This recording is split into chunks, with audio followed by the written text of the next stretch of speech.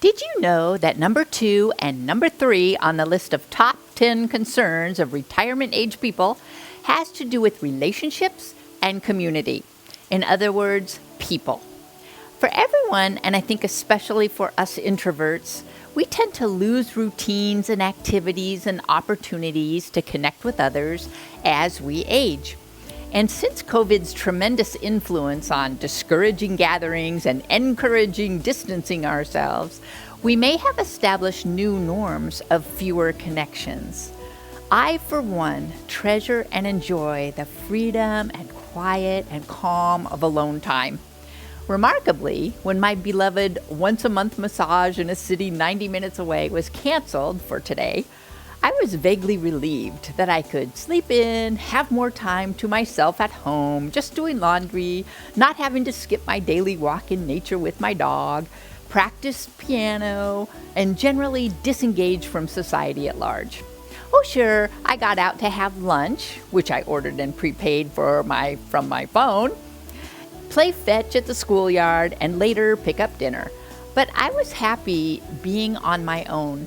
It was a best of both worlds day. I saw people, but I didn't interact other than to say thank you for their services. But on those days with really bad weather or when I have absolutely nothing scheduled and think I'll luxuriate with a pajama day while relegated to the house, it never works. I have to eventually dress and do something constructive and at least see other people, or I suffer from a slight tinge of depression in no time.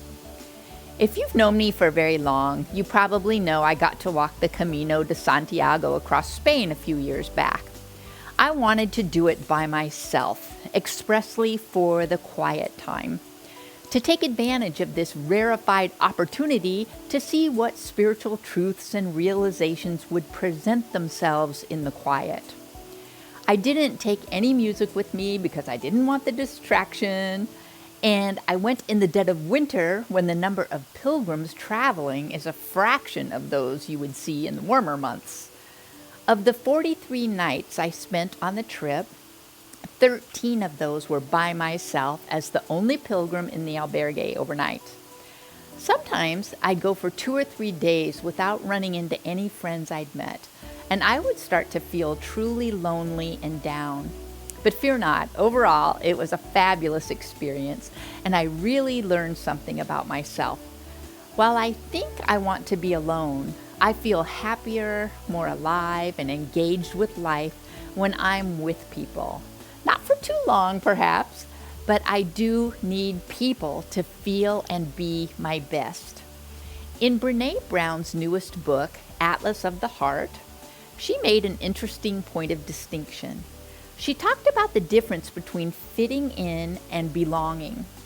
Fitting in is when we assess a social situation and acclimate to it by adapting how we present ourselves in order to be successful. Belonging is where I can be myself as I am, without editing myself or holding anything back. While both have their place, belonging is essential to our fulfillment and satisfaction. We have to find our tribe, even if it's only one person. I think that's why I shy away from most social situations these days. Now I decline without excuses to showers, parties, and gatherings of most kinds, because I have to fit in, and it's draining and a little stressful. But I love my spiritual study and service groups and get-togethers with family and close friends. Your tribe has likely shifted and changed through the years as your interests and focuses have changed. Even as introverts, we need like-minded others in order to thrive. As we age, we might have to reach out more actively and put forth more effort to find, maintain, and or replace those tribe members we've lost. We need others who love, appreciate, and support us as we are, and vice versa. In your daily gratitude practice, be sure to remember those people who helped and supported you that day, and you loved in return. You'll keep the river of wonderful people flowing, and you need that support in order to shine that divine.